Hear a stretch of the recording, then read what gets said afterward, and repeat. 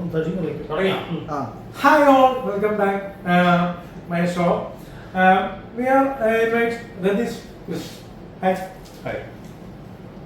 Superstar AGP megastar ആറാട്ടെന്ന് പുതിയ super star ആവാൻ പോകുന്ന ഒരു ആക്ടർ നമ്മളിപ്പോ ഒരുപാട് പടങ്ങളില് ചെറുതും വലുതായിട്ടുള്ള വേഷങ്ങൾ കണ്ടു. ഇതിന്റെ ട്രാൻസ്, അബ്രഹാമിന്റെ സന്തതികള്, കോശാന്റെ പറമ്പ്, മാമാങ്കം, ഇപ്പൊ വരാൻ പോകുന്ന എന്താണ് പറയാ? ഇത്ര വലിയൊരു പടത്തിന്റെ ഭാഗമായതിനുള്ള സന്തോഷത്തിലാണ്. ഇത്രയും നാളായിട്ടുള്ള പരിപാടിയൊക്കെ ആയിട്ട് പ്രേക്ഷകർക്ക് മുന്നിലേക്ക് എത്താൻ സിനിമ റിലീസാവാൻ റെഡിയായി നിൽക്കുന്നു എന്നുള്ളതാണ് ഏറ്റവും വലിയ സന്തോഷം. ഇത്രയും വലിയൊരു പടത്തിൽ ഒരു ചെറിയ ഭാഗമാവാൻ പറ്റിയതിൽ തന്നെ ഒരുപാട് സന്തോഷം. അതാണ് ഇപ്പോഴത്തെ സുരേഷ് ഗോപി സാറിന്റെ ബർത്ത്ഡേ ആണ്. അറിയാം സുരേഷ് ഗോപി മനസ്സിനെ കുറിച്ച് എന്ത് പറയാം? ഒരുപാട് തെറ്റിദ്ധരിക്കപ്പെട്ടിട്ടുള്ള ഒരു ക്യാരക്ടറായിട്ട് എനിക്ക് ഫീൽ ചെയ്തിട്ടുണ്ട് personally, because of his political ideologies അങ്ങനെ ഒരു സംഭവമുണ്ട്. പക്ഷെ ഞാൻ ഇതിനു മുമ്പ് പറഞ്ഞേക്കുന്നത് ഒരു സോൾ ക്യാരക്ടറാണ്, ഡിവൈൻ സോൾ എന്നൊക്കെ പറയുന്ന ഒരു സംഭവം കണക്ട് ചെയ്ത് പറയാൻ പറ്റുന്നതാണ്. കൊച്ചുകുട്ടികളുടെ മനസ്സാണ്, അങ്ങനെ എന്റെ മുമ്പിൽ വെച്ച് അങ്ങനെ ചൂടാകുന്ന ഒരു സിറ്റുവേഷൻ ഞാൻ കണ്ടിട്ടില്ല. ഞാൻ കണ്ടപ്പോഴൊക്കെ അത്യാവശ്യം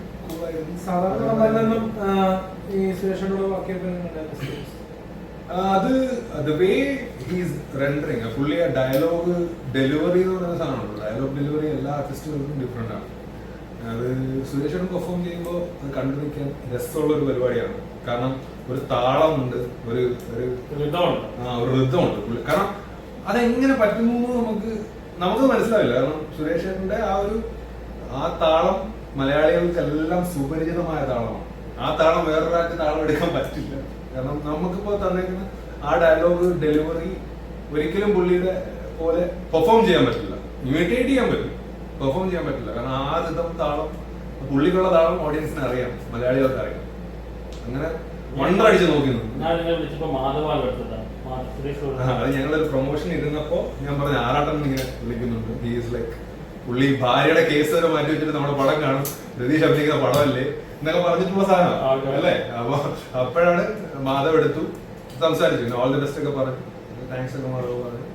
ഇല്ലല്ല, ഫാമിലി ആയിട്ടൊന്നുമില്ല. മക്കള് രണ്ടുപേരും. കാരണം മുതുകോവിലാണ് ഞാൻ തുടങ്ങുന്നത്. ഗൂഗിൾ ഹീറോ ആണ്, ഞാൻ അതിൽ ജൂനിയർ ആർട്ടിസ്റ്റ് ആയിരുന്നു. അങ്ങനെ അന്ന് തൊട്ടുള്ള ഒരു കണക്ഷൻ ഉണ്ട്. പിന്നെ ഇപ്പൊ JSK'ക്കകത്ത് അനിയനുമായിട്ട് അഭിനയിച്ചു. രണ്ടുപേരുടെ ആദ്യ പടത്തിൽ എന്തോ നിമിത്തം പോലെ ഭാഗ്യം കിട്ടി. കോമ്പിനേഷൻ സീനിലുണ്ട്, പക്ഷെ ഞങ്ങൾ തമ്മിൽ ഇന്ററാക്ഷൻസ് ഇല്ല. ഏറ്റവും കൂടുതൽ ക്രെഡിറ്റ് കൊടുക്കേണ്ട ഈ ഫിലിം നിങ്ങൾ ജയിക്കുമ്പോൾ ഏറ്റവും കൂടുതൽ താങ്ക്സ് ആയിട്ട് നിങ്ങളുടെ വൈഫിനോടുണ്ട്. പേഴ്സണലും ഒഫീഷ്യലും എല്ലാം കൂടി കണക്ട് ചെയ്തതാണ്. Definitely my wife, my dad, പിന്നെ എന്റെ ഫ്രണ്ട്സ്, എല്ലാവരും. കാരണം ഈ ഒരു ജേർണി അതത്ര എളുപ്പമുള്ള ജേർണി അല്ല.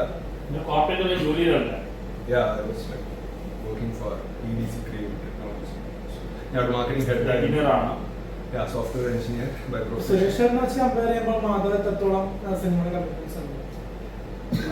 ആ ചോദ്യം ലൈക്ക് സുരേഷ് ചേട്ടന്റെ എക്സ്പീരിയൻസ്, മാധവന്റെ ഫസ്റ്റ്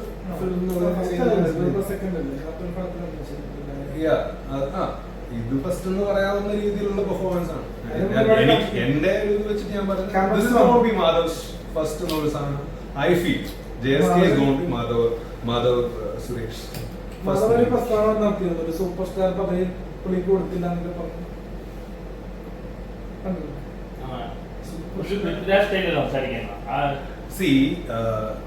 അത്യാവശ്യം ജെന്യൂൻ ആയിട്ടുള്ള ആൾക്കാർ ഓപ്പൺ ആയിട്ട് സംസാരിക്കും. അവര് ഞാൻ ഇങ്ങനെ പറഞ്ഞാൽ അയാൾ അങ്ങനെ വെച്ചിട്ട് അത് ഇങ്ങനെ ആയി കഴിഞ്ഞാൽ അത് എനിക്ക് ഭാവിയിൽ ദോഷം വരും എന്നുള്ള രീതിയിൽ ഭാവി വർത്തമാന പരിപാടികൾ അനലൈസ് ചെയ്തിട്ട് പ്രസന്റ് ചെയ്യുന്ന ഒരു പരിപാടി സാധാരണക്കാർക്ക് ഇല്ല. നിങ്ങൾ ചോദിച്ച ക്വസ്റ്റ്യനിലേക്ക് തന്നെയാണ് ഞാൻ വരുന്നത്. എന്റെ അച്ഛനെ സൂപ്പർ സ്റ്റാർ ആക്കി മലയാളി അങ്ങനെ ഒരു ഇതാണല്ലോ. പുള്ളി എന്താ പറഞ്ഞെന്നുള്ള സാധനം ഞാൻ കേട്ടിരുന്നു. പുള്ളി പറഞ്ഞതിനകത്തുള്ള ഞാൻ മലയാളികൾ ആണ് ജെന്യൂൻ ആയിട്ടൊരു ഒരു സംഭവം വന്നപ്പോ പുള്ളിയുടെ അച്ഛനെ സൂപ്പർ സ്റ്റാർ ആക്കി. എനിക്കും ആ കഴിവുകൾ ഉണ്ടെങ്കിൽ ഞാൻ അവരുടെ മുമ്പിൽ പ്രൂവ് ചെയ്യുകയാണെങ്കിൽ they will consider me എന്നുള്ള സാധനം പറഞ്ഞു. അത് ഞാനായാലും പറയും, ആരായാലും മീഡിയകൾ വളച്ചൊടിച്ചു എന്നുള്ള സാധനമല്ല. ഇപ്പൊ പൊതുവെ കാണണമെന്നുണ്ടെങ്കിൽ അങ്ങനെയാണല്ലോ. ഇപ്പൊ ഇന്നലത്തെ എന്തോ ഇന്റർവ്യൂവിനകത്ത് അതുപോലെ ഓരോ ഇന്റർവ്യൂസിലും ആൾക്കാർ വായിക്കാൻ വേണ്ടിയുള്ള ഒരു കമന്റ് അല്ലെങ്കിൽ ഒരു ടാഗ്ലൈൻ അല്ലെങ്കിൽ ജസ്റ്റ് ഒരു കമന്റ് ചോദിക്കണം. ലാലേട്ടന്റെ സൺ മോൻ പ്രണവ് ഫസ്റ്റ് പടം ആദി ഗംഭീര ഹിറ്റ് തിയേറ്ററിൽ. പടം വലിയ രീതിയിൽ കഥയും കാര്യമൊന്നുമില്ല എങ്കിലും പടം ഹിറ്റ് ആക്കിയിട്ടുണ്ട്. പക്ഷെ അതേസമയം കുമ്മാട്ടിക്കളി എന്ന് പറഞ്ഞ മാധവന്റെ മൂവി എന്നോട് തന്നെ കാണാൻ പറഞ്ഞിട്ടുണ്ട് പുള്ളിയുടെ ദിവസം കിങ് ഓഫ് ദ ലൊക്കേഷൻ വെച്ച്. അപ്പൊ കുമ്മാട്ടിക്കളി വലിയ രീതിയിൽ ആൾക്കാരിലേക്ക് എത്തിയില്ല. പടം വർക്കാവുന്നതും വർക്കാവാതിരിക്കുന്നതും ഒന്നും ഒരു നടന്റെ കയ്യിലല്ല. നടൻ അച്ഛനും സൂപ്പർ സ്റ്റാർ പദവി നിൽക്കുന്ന അല്ലേ? ഞാൻ കാര്യം ചോദിക്കട്ടെ, ഒരു മിഥ്യാധാരണ അതൊക്കെ പറഞ്ഞു മനസ്സിലാക്കാം. അച്ഛൻ നടനായതുകൊണ്ട് മകൻ നടനാവണം, സൂപ്പർ സ്റ്റാർ ആവണം,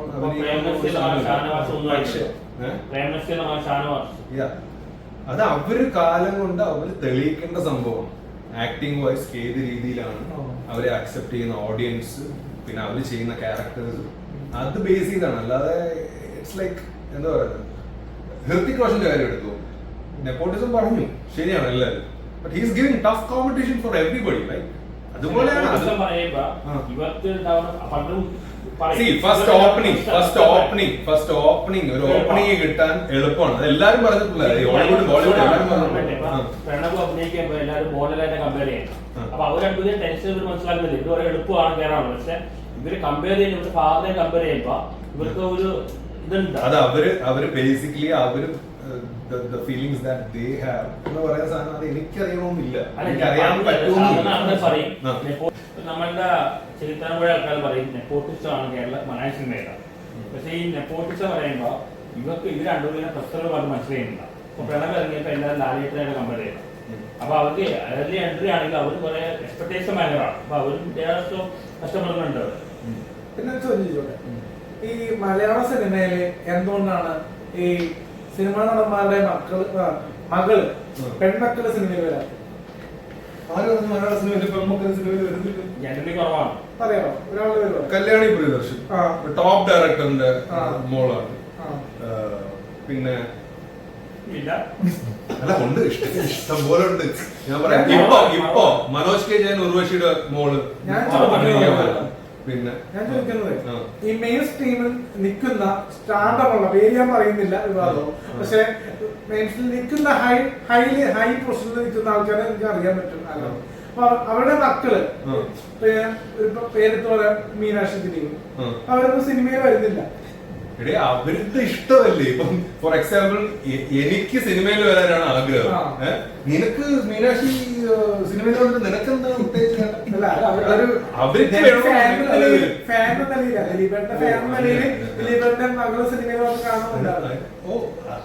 അങ്ങനെ എന്തൊക്കെ കാര്യങ്ങൾ നമുക്ക് ആഗ്രഹിക്കാം. അലൻ ജോസ് പെരേരയ്ക്ക് ആഗ്രഹിക്കാൻ എന്തൊക്കെയോ കാര്യങ്ങൾ ആഗ്രഹിക്കാം.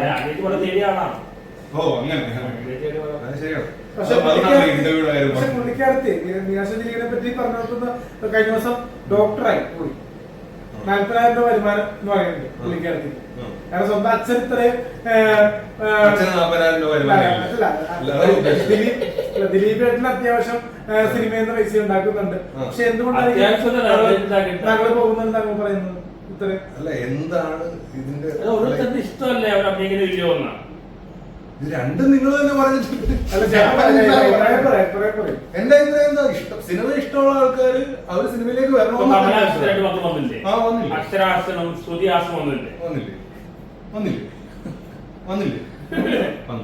അപ്പൊ അത് അവരവർക്ക് ഇഷ്ടം. ഇപ്പൊ ഏത് നടന്റെ മകളാണെങ്കിലും മകനായാലും അവർക്ക് ഇഷ്ടമുണ്ടെന്നുണ്ടെങ്കിൽ അവർ വരും. അവര് നിലനിൽക്കും എന്നുള്ളതിനകത്ത് ആർക്കും ഒരു ഉറപ്പും പറയാൻ പറ്റത്തില്ല. അവർക്ക് കഴിവുണ്ടെങ്കിൽ അവർ നിലനിൽക്കും. എന്തുകൊണ്ടാണ്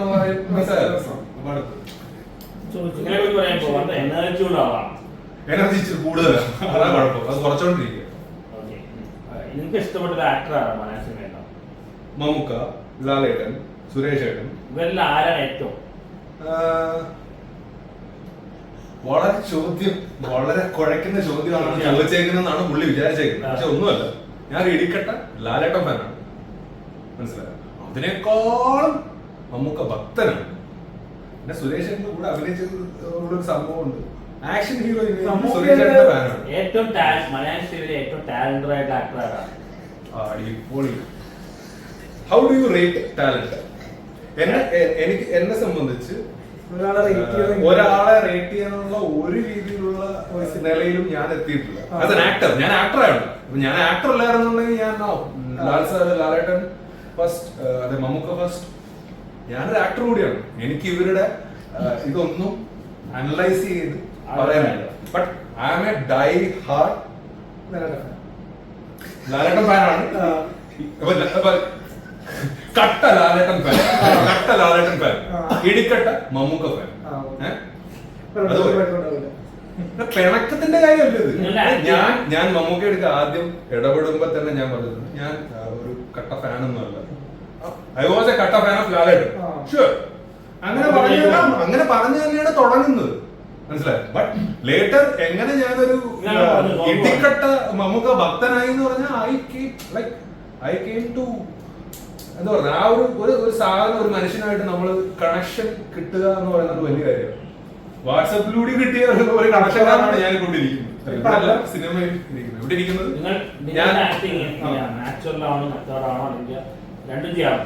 എനിക്ക് സത്യം പറഞ്ഞാൽ ഇതൊന്നും അറിയത്തില്ല. ഞാൻ ചെയ്യുന്നത് കുഴപ്പമില്ല എന്ന് പറയുന്നത് എന്താണെന്ന് പ്രശ്നം പറയാൻ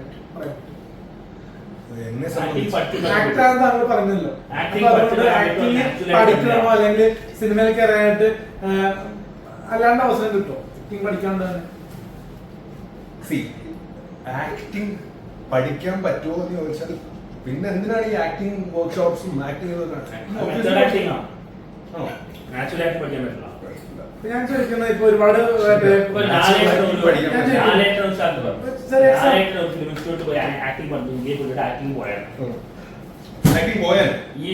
ഇപ്പൊ ഓഡീഷൻ ഇല്ലാണ്ട് തന്നെ ഒരുപാട് വ്യക്തികൾ സിനിമയിൽ അഭിനയിക്കുന്നുണ്ട്. സോഷ്യൽ മീഡിയ ഇൻഫ്ലുവൻസർ, പിന്നെ യൂട്യൂബ് താരങ്ങൾ, ബിഗ് ബോസ് താരങ്ങൾ, അങ്ങനെ ഒരുപാട് പേര് അഭിനയിക്കുന്നുണ്ട്. അപ്പൊ അത് വെച്ച് കമ്പയർ ചെയ്യുമ്പോൾ ഓഡീഷനും ഈ ആക്ടിംഗ് ക്ലാസ്സും വേണോ? ഓഡിഷനും ആക്ടിംഗ് ക്ലാസ്സും വേണോ? ശരിക്കും ആർക്ക് വേണോ എന്നാണ് ഉദ്ദേശിക്കുന്നത്? ഇപ്പൊ ആക്ടേഴ്സിന് വേണോന്നാണോ? പുതിയ ആക്ടേഴ്സിന് വെച്ച് പടം ചെയ്യുമ്പോൾ ഓഡിഷൻ ചെയ്യണമോ അല്ലെങ്കിൽ വർക്ക്ഷോപ്പ് ചെയ്യണമോ, നല്ലതാണോ ചീത്തയാണോ? പുതിയ ആക്ടേഴ്സിനെ വെച്ച് ചെയ്യാണ്. ഇൻഎക്സ്പീരിയൻസ്ഡ് ആയിട്ടുള്ള ആൾക്കാരാണെങ്കിൽ ഒരു വർക്ക്ഷോപ്പ് ചെയ്യുന്നത്, ആ പ്രൊഡക്ഷൻ ടീം ഒരു വർക്ക്ഷോപ്പ് വെച്ച് ഒരു ആക്ടിംഗ് ട്രെയിനറെ കൊണ്ട് അവർ കുറച്ച് സെഷൻസ് കൊടുക്കുന്നത് എന്തുകൊണ്ടും നല്ല കാര്യം. ഞാൻ കേട്ടിട്ടുണ്ട് മോഹൻലാൽ റിഹേഴ്സൽ എടുക്കാറുള്ളതാണ് നാച്ചുറൽ ആക്ടിങ്ങിന്റെ ഭാഗമായിട്ട്. പുള്ളിയെ പോലെ പേഴ്സണാലിറ്റി പറ്റില്ലെന്നാ പറയുന്നത്.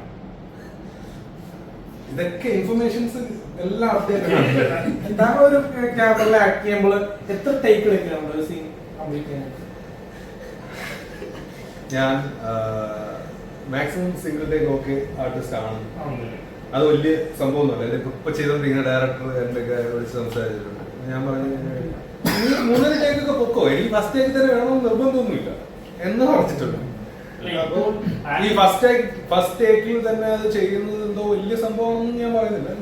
പക്ഷെ ആ ഫസ്റ്റ് ടേക്കിൽ കൊടുക്കുന്ന ഒരു 100% സാധനമായിരിക്കും. പിന്നൊരു വേരിയേഷൻ വരുന്ന എന്തോ എനിക്കത് എന്താ പറയുന്നത് റെസ്പ്ലിക്കേറ്റ് ചെയ്യാൻ പറ്റാറില്ല. സാധനം ഡ്യൂപ്ലിക്കേറ്റ് അതെ, ഒരു വട്ടം ചെയ്തൊരു സാധനം അതേ രീതിയിൽ എനിക്കത് അടുത്ത ടേക്കിൽ ചെയ്യാൻ പറ്റില്ല. എനിക്ക് പറ്റില്ല. മറ്റുള്ള ഒരുപാട്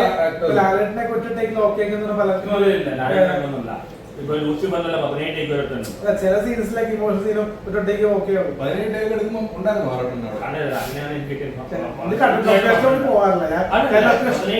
ഞാൻ പണ്ടോടെ ജൂലി കാണിച്ചിട്ട് അഭിനയിക്കുന്ന വ്യക്തി അതുകൊണ്ട് ലാലേട്ടനെ നമുക്ക് ലൊക്കേഷനിൽ പോയിട്ടുണ്ട്.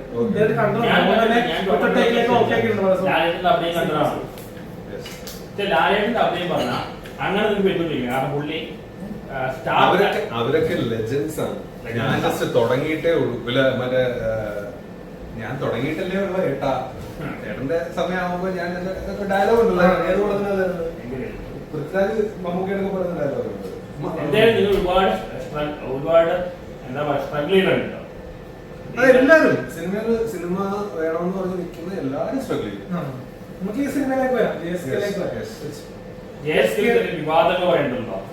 വിവാദങ്ങൾ എന്തിനാണ്? ഓൾറെഡി സംസാരിക്കാൻ ഒരുപാട് പേര് വിവാദങ്ങളെ കുറിച്ച് ഡയറക്ടർ സംസാരിക്കുന്നുണ്ട്, മറ്റേ സ്നേഹത്തോട് വേണ്ടത്തെ കാര്യം അതല്ലേ നമുക്ക് അത് വിട്ട് മാറ്റി. അതെന്ന് പറഞ്ഞാൽ ജസ്റ്റ് ജാനകി എന്നുള്ള പേര് മാറ്റണം. ജാനകി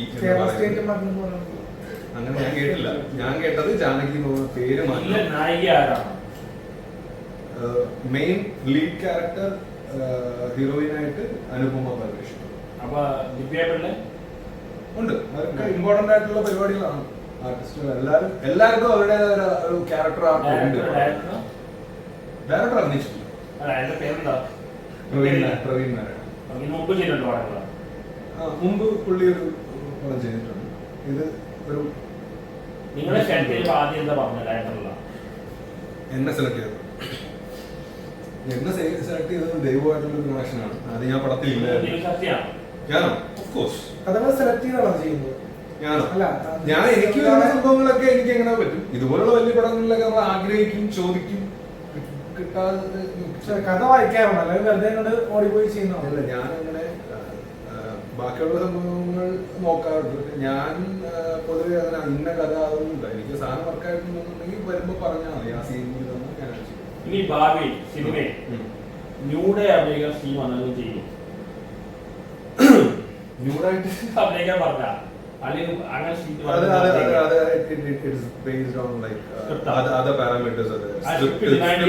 സ്ക്രിപ്റ്റ് ഡിമാൻഡ് ചെയ്യണമെന്നുണ്ടെങ്കിൽ അത് ഒരു റെപ്യൂട്ടഡ് ഡയറക്ടർ ആണെന്നുണ്ടെങ്കിൽ, ഒരു പ്രൂവൻ ഒരു ടീമാണെന്നുണ്ടെങ്കിൽ അതെല്ലാം നോക്കിയിട്ട് nothing about I don't have any inhibitions. എനിക്ക് അങ്ങനെ ഇൻഹിബിഷൻസ് ഒന്നുമില്ല. ഇൻഹിബിഷൻസ് ഇല്ല. ഇപ്പൊ ഇവിടെ തലകുത്തി ഇരിക്കാൻ ഇപ്പൊ ആരെങ്കിലും പറഞ്ഞു കഴിഞ്ഞാൽ ഞാൻ തലകുത്തി ഇരിക്കും. അതിനകത്ത് യാതൊരു സംഭവമില്ല. പക്ഷെ കുറച്ച് റിഫൈൻഡ് ആയാൽ മാത്രമേ ആക്ടിങ്ങിനകത്ത് നമുക്കൊരു, ഞാൻ ഈ കുറച്ച് നാളെ എഴുത്ത് പരിപാടികളൊക്കെ ആയിട്ട് ജസ്റ്റ് ഡിസോറിയന്റഡ് ആയിരുന്നു. ഇപ്പോഴാണ് ഞാൻ ഒരു അങ്ങനെയാണെന്നുണ്ടെങ്കിൽ Kamal Haasan he's an actor. He also should have taught like that. Not only Kamal Haasan, there are many heroes, character actors. Many people are there who have done a commendable job. Not just in. ഒരു നല്ല ആക്ടറെ അറിയണമെന്ന് ആഗ്രഹം അല്ലെങ്കിൽ super Stahre അറിയണമെന്ന് നല്ല actor super star എന്നുള്ള സംഭവം എന്നൊക്കെ പറഞ്ഞാൽ നമ്മുടെ കയ്യിൽ ഓഫ് കോഴ്സ് ഏതൊരു ആക്ടർ ആയാലും സ്റ്റാർഡം ആഗ്രഹിക്കും. സ്റ്റാർഡം ആഗ്രഹിക്കുന്നില്ല അയ്യോ ഞാൻ സൈഡിൽ കൂടി ഇങ്ങനെ പൊക്കോളാം അങ്ങനെയുള്ള സംഭവമൊന്നുമില്ല. ഒരു കുന്നോളം ആഗ്രഹിച്ചാൽ നമുക്ക് ചെറിയൊരു എനിക്ക് അഭിനയിക്കാനാണ് എന്ത് കിട്ടിയാലും അതൊക്കെ ചെയ്തിരുന്നു. ഇനി ആ പരിപാടിയൊക്കെ ഒന്ന് സൈഡിലോട്ട് മാറ്റിയിട്ട് ആക്ടിങ്ങിൽ തന്നെ ഫോക്കസ് ചെയ്തു. മേ ബി ഓൾറെഡി ചെയ്തു വെച്ചേക്കുന്ന എന്തെങ്കിലും പരിപാടികൾ ഇവിടെ ഉള്ള ആൾക്കാരെല്ലാം അറിയാവുന്ന പ്രോജക്റ്റുകളാണ്. നമ്മൾ ഫ്രണ്ട്സുമായിട്ട് എല്ലാവരും തന്നേക്കുന്ന എൻകറേജ്മെന്റ് ഭയങ്കര വലുതാണ്. കിട്ടുന്ന സാധനം പൊളി സാധനം. പക്ഷെ ഇത് പറയേണ്ട ആൾക്കാർ ഇത് വായിക്കുന്നില്ല എന്നുള്ളൊരു സാധനമാണ്. എനിക്ക് ഓൾമോസ്റ്റ് ഫെഡപ്പ് ആയിട്ട് ഞാൻ ആ പരിപാടി നിർത്തി. ഇനിയിപ്പോ ഓൾറെഡി ഒരു ആർട്ടിസ്റ്റുമായിട്ട് ഒരു ഇന്ററാക്ഷൻസ് നടക്കുന്നുണ്ട്. പുള്ളി ഇൻട്രസ്റ്റഡ് ആണ്. അത് ഡയറക്റ്റ് ചെയ്യുന്നൊരു പടമായിരിക്കും. ചെറുപ്പം മുതലേ സിനിമയോട് പാഷൻ ഉണ്ടായിരുന്നു. 4ാമത്തെ വയസ്സ് തൊട്ട് പറയാൻ കാര്യം മുമ്പ് പറഞ്ഞിട്ടുണ്ട്.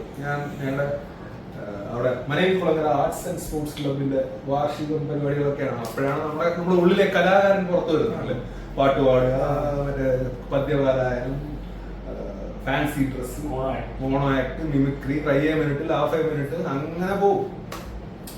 അപ്പൊ അവിടെ വെച്ചിട്ട് ഫാൻസി ഡ്രസ്സിന് ഫസ്റ്റ് കിട്ടിയ സമയത്ത് അവര് ചോദിച്ചപ്പോ ഞാൻ പറഞ്ഞാണ് എനിക്ക് ഹീറോ നായകൻ. അങ്ങനെ ഒരു വേഴ്സറ്റാലിറ്റി നിങ്ങൾക്ക് ഉണ്ട് എന്ത് കാര്യമാണെങ്കിലും, ആക്ടിംഗിലാണെങ്കിലും അങ്ങനെ തോന്നാനുള്ള കാര്യം നിങ്ങൾ എഴുതുന്നു പല കാര്യം കേട്ടുണ്ടോ? ഏതോ ഈ ഇതൊന്നും ഒരു കാര്യമില്ല. ഇപ്പം എന്റെ ഒരു കമലഹാസൻ ആ സ്റ്റൈലാണ് ഞങ്ങളുടെ ഓരോ സീൻസ് നമ്മൾ കാണുമ്പോൾ സീൻസ് കാണുമ്പോൾ ഓരോ സ്റ്റാൻഡേർഡ് കീപ്പ് ചെയ്യുന്നുണ്ട്. ആ സ്റ്റാൻഡേർഡ് ഞങ്ങൾ മനസ്സിലാക്കി ചെയ്യുന്നതാണോ അല്ലെങ്കിൽ എന്റെ അടുക്കെ ഫേമസ് ആയിട്ടുള്ള കുറച്ച് സിനിമയിലുള്ള ആൾക്കാരെ പറയുന്നത് ഞാൻ പറഞ്ഞ ചേട്ടാ ചെറിയ പരിപാടികളാണ് വരുന്നത്. അപ്പോ ഇത് ചെയ്യണം. ചെറിയ പരിപാടി വന്ന് നീ ചെയ്തിട്ട് 1-2 പരിപാടി ഞാൻ കണ്ടിട്ടുണ്ട്. അപ്പം ഈ ചെറിയ പരിപാടി നീ ചെയ്യുമ്പോൾ അതിന് നിന്റേതായ ഒരു സാധനം നീ കൊടുക്കുന്നുണ്ട്, അതെന്തായാലും വെറുതെ ആവത്തില്ല. അപ്പൊ ചെറുത് വന്നാലും ചെയ്യണമെന്ന് പറഞ്ഞു. അതിൽ പിന്നെയാണ് ഞാൻ പാസിംഗ് സീനായാലും തരണം, ഞാൻ വരുമെന്നുള്ള രീതി ചെയ്തത്. അങ്ങനെ വരാലിനകത്തുള്ള പെർഫോമൻസ് അനുപനായിട്ട് മുമ്പ് അങ്ങനെ കണക്ഷൻ ഒന്നും ഉണ്ടായിരുന്നല്ല. ഇത് അവിടെ വെച്ച് സെറ്റിൽ കണ്ടു. ഇങ്ങനെ ഡയറക്ടർ കണ്ണൻചേട്ടൻ, ഞാൻ കണ്ണൻചേട്ടന് കഥ പറയാൻ പോയതാണ്. ഒരു കഥ പറയാൻ പോയതാണ് വിത്ത് ഫാമിലി. ഞങ്ങൾ ബാംഗ്ലൂർ പൊക്കോണ്ടിരിക്കുക ഓൺ ദ വേ. അപ്പൊ ജസ്റ്റ് ഒരു ഹാഫ് ആൻ അവർ അല്ല 1 hour പരിപാടി കഴിഞ്ഞിട്ട് പോകാന്നുള്ള രീതിയിലായിരുന്നു. അവിടെ നിന്ന് കഥ പറഞ്ഞു തുടങ്ങി. എന്റെ എക്സൈറ്റ്മെന്റ് എന്താ ചുറ്റൊക്കെ പറഞ്ഞു. കൂടി പറഞ്ഞു നമുക്ക് ഒരു പരിപാടി ചെയ്യാം, പക്ഷെ നീ ആദ്യം ഇന്നത്തെ പോക്ക് ക്യാൻസൽ ചെയ്തിട്ട് റിസോർട്ട് പറഞ്ഞിട്ടുണ്ട്. ഒരു റിസോർട്ടിലാണ് താമസിച്ചത്. അപ്പോൾ പിള്ളേരൊക്കെ ഉണ്ടായിരുന്നു. That was there first experience. എന്റെ പിള്ളേര് അച്ഛൻ നടനാണ് എന്നുള്ള രീതിയിൽ ഇതുവരെ they had never enjoyed any perks that I get as an actor or whatever it is. അപ്പൊ അതൊരു ഫസ്റ്റ് എക്സ്പീരിയൻസ് ആയിരുന്നു. അപ്പൊ അങ്ങനെ കഥ പറഞ്ഞ് ഇപ്പൊ ഇതിനകത്തൊരു നല്ല വേഷമുണ്ട്, ഇത് നീ നിനക്ക് വേണ്ടിയുള്ള ഒരു പരിപാടി പോലെയാണ് നീ ചെയ്യണമെന്ന്. അങ്ങനെയാണ് വരാനുള്ളത്. അപ്പൊ ഞാൻ പറഞ്ഞു വന്നത് ആ പെർഫോമൻസ് കഴിഞ്ഞാൽ ഡബ് ചെയ്തതിന് ശേഷം 2 വേർഷനിൽ ഞാൻ ഡബ് ചെയ്തു. കണ്ണാടിനോട് ഇല്ലായിരുന്നു. കണ്ണാട്ടം വേറെ എബ്രോഡ് എന്തോ ആയിരുന്നു ഡബിങ് നടന്നപ്പോൾ. പുള്ളിക്ക് ഷെയർ ചെയ്തിട്ട് ഒരെണ്ണം ഹൈപ്പർ ആയിട്ടും കൊടുത്തു, ഒരെണ്ണം അല്ലാതെ കൊടുത്തു. അതിനകത്ത് ഹൈപ്പർ ആയിട്ടുള്ളതാണ് ഏതോ ഒരെണ്ണം അവരുടെ ഇഷ്ടമുള്ള സാധനം എടുത്തത്. അപ്പൊ അതിനുശേഷം അനുപേട്ടൻ എന്നോട് വിട്ടുപോയതാണ്. ഞാൻ ഡബിങ് കഴിഞ്ഞിട്ട് ഡബിങ് കണ്ടതിന് ശേഷം എനിക്ക് നിന്നെ വിളിക്കണമെന്നുണ്ടായിരുന്നു. നിനക്ക് ഉറപ്പായിട്ടും നല്ലൊരു പരിപാടിയാക്കണം, ആര് കണ്ടാലും നീ നന്നായിട്ട് പെർഫോം ചെയ്തിട്ടുണ്ടെന്ന് അനുപേട്ടൻ എൻ്റെ ഫോണിൽ പറഞ്ഞു. നമ്പർ ഇല്ലാത്തതുകൊണ്ട് വിളിക്കാൻ ഞാൻ എന്ന് പറഞ്ഞു. അതൊക്കെ ഭയങ്കര എനർജി ബൂസ്റ്റേഴ്സാണ്. നിങ്ങളുടെ ഏറ്റവും വലിയ 2 പോസിറ്റീവ് സൗണ്ട് മോഡുലേഷനും നിങ്ങളുടെ സൗണ്ടുകളാണ്. അപ്പിയറൻസ് ഞാൻ വിജയബാബുവിന്റെ പൃഥ്വിരാജ് കട്ടാണ്. ഞാൻ സീരിയസ്ലി ഉണ്ട്. ആറാട്ടൻ പറഞ്ഞിട്ടുണ്ട്. വിജയേട്ടനാണ് എന്നെ ആദ്യമായിട്ട് സിനിമയിലൊക്കെ കൊണ്ടുവരുന്നത്. വിജയബാബു മുതുകോ അങ്ങനെ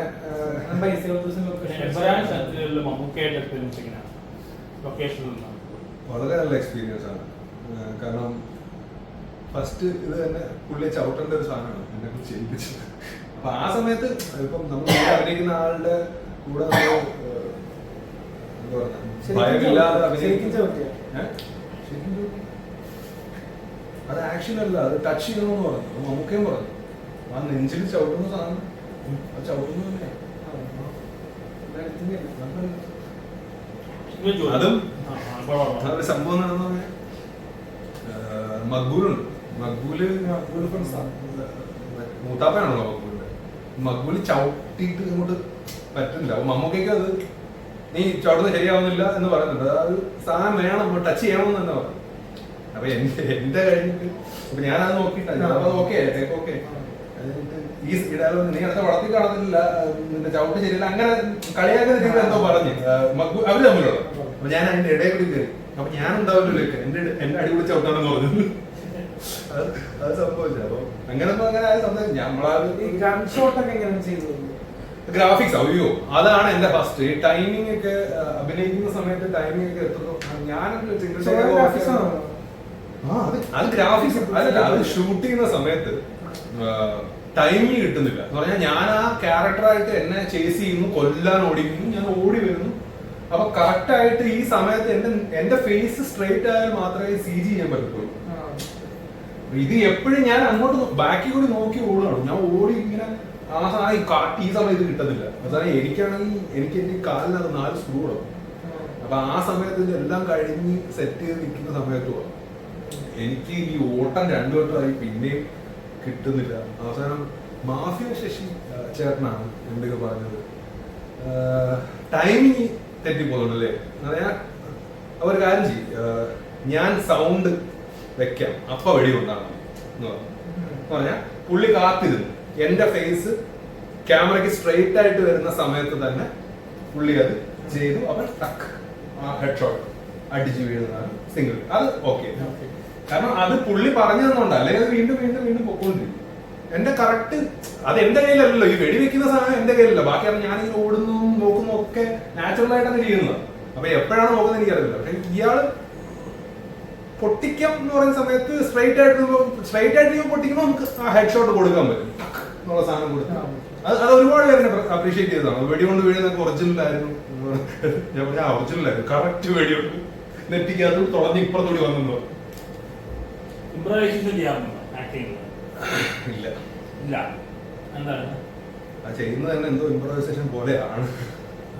അങ്ങനെ ഒരു സാധനം. പിന്നാലെ ഡയറക്ടർ ലാൽ പറഞ്ഞു ജഗതി ഇംപ്രവൈസേഷൻ ചെയ്യുന്ന ശരിയല്ല. അന്ന് അതേപോലെ അഭിപ്രായം ഡയലോഗ്സിന് തന്നേക്കുന്ന ഡയലോഗ് പുതിയതായിട്ട് വരുന്ന ആൾക്കാരുടെ മുമ്പിലാണെങ്കിൽ അവർക്ക് നെർവസ്നെസ് ഉണ്ടാവും എന്നുള്ളതാണ് സത്യം. പക്ഷെ ഓഡിയൻസിന് പെർഫോമൻസ് വൈസ് അങ്ങനെ കൈന്നിട്ട് ചെയ്യുന്നതൊക്കെ അങ്ങനെ ക്രിയേറ്റീവ് എന്ന് പറയാൻ പറ്റില്ല. കാരണം പല ആൾക്കാരും പല രീതിയിലാണ് വർക്ക് ചെയ്യുന്നത്. ചിലര് ഇപ്പൊ പൃഥ്വിരാജ് പറഞ്ഞു പുള്ളിക്ക് ജഗതി വന്നിരിക്കുന്ന പോലെ ഇങ്ങനെ കയ്യിൽ ഇടാൻ പറ്റാവോ കോമഡി ചെയ്യുന്നല്ല. അത് പുള്ളിക്ക് അങ്ങനെ തോന്നിയിട്ടുണ്ടാവും.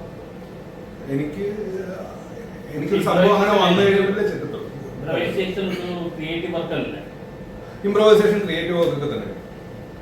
അത് മറ്റുള്ളവരുടെ ജോലിയെ അഫക്ട് ചെയ്യാത്ത രീതിയിൽ ചെയ്യണം എന്നുള്ളത്. ഫോർ എക്സാമ്പിൾ ഇപ്പൊ ഞാൻ എന്തിനാ അൺപ്രഡിക്റ്റബിൾ ആയിട്ട് പെർഫോം ചെയ്യുന്നത്? ഞാൻ നിന്റെയൊക്കെ പറയാം അവിടെ ഞാൻ ഈ സാധനം ചെയ്യും കേട്ടോ. അങ്ങനെയാണ് ഇപ്പോൾ ആൾക്കാർ വർക്ക് ചെയ്യുന്നത് മെയിൻ ആയിട്ട്. അവിടെ ഞാൻ ഇതാണ് ചെയ്യാൻ പോകുന്നത്, നീ അത് ആലോചിച്ച് ഇങ്ങോട്ട് തരണം. അപ്പൊ അങ്ങോട്ട് it's A give and take. ആ ഒരു സാധനം അത് വർക്ക് ആവുമ്പോഴാണ് ആ ഒരു ആർട്ടിസ്റ്റുകൾ തമ്മിലുള്ള കെമിസ്ട്രി വർക്ക് ആവുമെന്നൊക്കെ പറയുന്നത്. ഞാനിങ്ങനെ ആധികാരികമായി പറയുന്നത് ആരും ആയിട്ടില്ല. ഞാൻ ലൊക്കേഷനിൽ അഭിനയിക്കുമ്പോഴും കണ്ടിട്ടുണ്ട്, പോയി കാണാതെ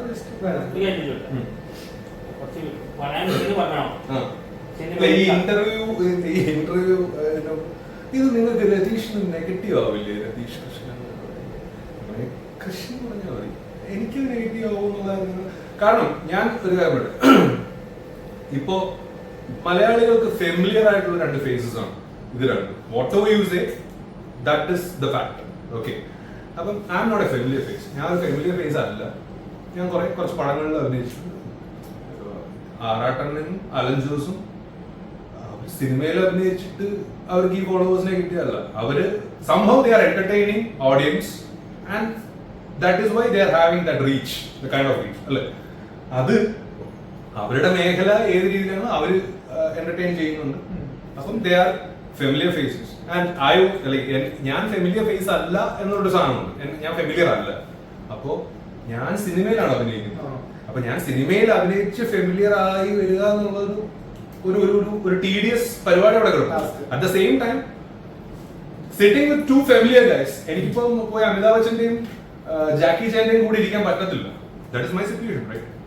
what ever you we get, എനിക്ക് എന്നെ സപ്പോർട്ട് ചെയ്യാനുള്ള എന്നെ മാക്സിമം പുള്ളി സപ്പോർട്ട് ചെയ്തിട്ടുണ്ട്. പുള്ളി എനിക്ക് വേണ്ടി തന്നെ വിളിച്ചു പറയും, ദൈവത്തെ ഓർത്ത് പുള്ളി വിളിച്ച് രതീഷിന് വേണ്ടിയാണെന്ന് പറഞ്ഞ് കുറെ കാര്യങ്ങൾ പറയുന്നുണ്ടെന്ന് പറഞ്ഞ് എന്നെ ബാക്കിയുള്ളവർ പറഞ്ഞിട്ടുണ്ട്. അപ്പൊ ഞാൻ പറഞ്ഞ പുള്ളിക്ക് ഞാനായിട്ടൊരു കണക്ട് ആയപ്പോൾ പുള്ളി എനിക്ക് എന്തെങ്കിലും ഹെൽപ്പ് ചെയ്യണം എന്നുള്ള രീതിയിലാണ് ചെയ്യുന്നത്. അതങ്ങനെ എടുത്താൽ മതി എന്ന് പറഞ്ഞിട്ടുണ്ട്. അപ്പൊ at the end of the day ഞാൻ ഒരു ആക്ടറാണ്. ഇവര് ആക്ടിംഗിലേക്ക് എത്താൻ നിൽക്കുന്ന ആൾക്കാരാണ്, ആഗ്രഹം ഉണ്ടെന്ന് പറഞ്ഞിട്ടുണ്ട്. ഇല്ല,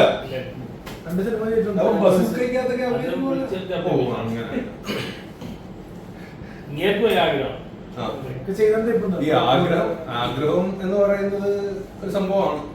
ആഗ്രഹം ഉണ്ടെങ്കിൽ എന്തെങ്കിലും നമുക്ക് രക്ഷപ്പെടാൻ പറ്റുകയുള്ളൂ. ഇതുവരെയുള്ള സംഭവം you have that reach with like ആ റീച്ച് ക്രിയേറ്റ് ചെയ്തിട്ടുണ്ട്. ഇനി നിങ്ങൾ ക്രിയേറ്റീവായിട്ട് നിങ്ങളുടെ എന്താ പറയുക ആ ഡയമെൻഷൻസ് ഒക്കെ ഒന്ന് ക്ലിയർ ആക്കിയാൽ you have A long path laid already. മുന്നിൽ ആ ഒരു പാത ഇട്ടിട്ടുണ്ട്. 10 years down the line, the entire perception is going to change. അപ്പോ you guys will be the winners. Even though ഇപ്പൊ കുറച്ച് കളിയാക്കലും പരിപാടികളും ഒക്കെ ഉണ്ട്, അത് നിങ്ങളും കുറച്ച് ഡിഫൈൻഡ് ആവുക. നിങ്ങളുടെ ക്യാരക്ടർ, ഞാനിത് പറയാം, ഞാൻ നല്ല കൂറയാണ്, നല്ല കട്ട കൂറയാണ് ഒറ്റക്കുള്ള, എനിക്കറിയാവുന്ന. ബട്ട് നമുക്ക് ബാക്കിയുള്ളവരുടെ മുമ്പിൽ എന്ത് വേണം വേണ്ട എന്നുള്ളൊരു സാധനം ഡിസൈഡ് ചെയ്യണം. And one more thing, let's white up. വന്നതിന് മുമ്പ് JSK റിലീസ് ആവുകയാണ്, എല്ലാവരും ഒന്ന് കാണുക. ഞാൻ ടോണി എന്ന് പറയുന്ന ക്യാരക്ടർ ചെയ്തിട്ടുണ്ട്. അത്യാവശ്യം ഇമ്പോർട്ടന്റ് ക്യാരക്ടറാണ്. പിന്നെ ആറാട്ടൻ ആദ്യം ചോദിച്ചത് ഇത് കണ്ണാടി വെച്ചോടെ, കണ്ണാടി വെച്ചോ. ഞാൻ സ്ഥിരം കണ്ണാടി വെച്ചിട്ടാണ് ഇരിക്കുന്നത്. അപ്പൊ അത് വെച്ചോ, എന്നിട്ട് പറയാം എങ്ങനെയാണല്ലോ കണ്ണാടി. കാരണം ഒന്നും തോന്നില്ല. ഇതെത്രയാന്ന് പറയാം. അപ്പൊ ഇനി മേല കൂളിംഗ് ഗ്ലാസ് വെച്ച് ഷോ ആണ് ഞാൻ പറയുന്നത്. ഞാൻ കൂളിംഗ് ഗ്ലാസ് ഫുഡ് കഴിക്കുമ്പോ ഫുഡ് കഴിക്കുമ്പോ കാണാൻ പറ്റുന്നുണ്ടോ? എന്തെങ്കിലും ഒക്കെ ഒന്ന് പറഞ്ഞാൽ ഒന്ന് കാണിച്ചാ ഇനി എന്നെ കളിയാക്കാനോ എന്നെ ഇനി ഞാൻ ഒരു വട്ടം കൂടി ഒരു എക്സ്പ്ലനേഷൻ കൊടുക്കത്തില്ല. ദിസ് ഇസ് ലൈക്ക് ആസ്റ്റിക് മാൻസൺ കറക്റ്റ് ചെയ്ത് വെച്ചിരിക്കുന്ന ഗ്ലാസ് ആണ്, അല്ലെങ്കിൽ സോഡാ കണ്ണാടി പോലെ ഇരിക്കും. ഞാൻ ആക്ടറാണ്. അപ്പൊ ചിലപ്പോൾ ഞാൻ ഫുഡ് കഴിക്കുമ്പോഴും ബാത്റൂമിൽ പോകുമ്പോഴും ചിലപ്പോൾ കണ്ണാടി വെച്ചിരിക്കും, കൂളിംഗ് ഗ്ലാസ് വെച്ചിരിക്കും. സോ അതിനകത്തൊക്കെ വലിയ കാര്യങ്ങൾ ഇടോ അത് കൺഫർമേഷൻ ആയിട്ടില്ല. പക്ഷെ റിലീസ് ഉടനെ എന്തായാലും റിലീസ് ഉണ്ടായിരിക്കും എന്നുള്ളതല്ല. അല്ലാതെ ഈ പേരുമാറ്റിൽ ഇത് പടം റിലീസ് ചെയ്യാവത്തില്ലെന്നൊക്കെ ഇങ്ങനെ പറഞ്ഞ ഇതുണ്ടല്ലോ, അതൊന്നും നടക്കില്ല. പടം റിലീസ് ആവും. ഞാൻ ഹാപ്പിയാണ്. അതാണ് ഞാൻ പറഞ്ഞത്. ഈ പടത്തിന്റെ ഹീറോ സൂപ്പർ സ്റ്റാർ സുരേഷ് ഗോപിയാണ്. അപ്പൊ പടം റിലീസ് ആവും.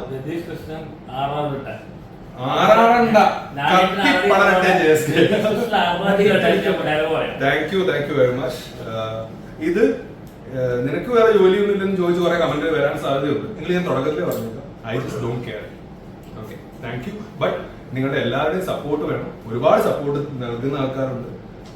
എന്തൊക്കെ രീതിയിൽ എന്നെ കുറിച്ച് കേട്ടാലും വന്നാലും പടം വരുമ്പോ പടത്തിൽ നമ്മൾ എന്ത് ചെയ്തു എന്നത് മാത്രമേ ഉള്ളൂ.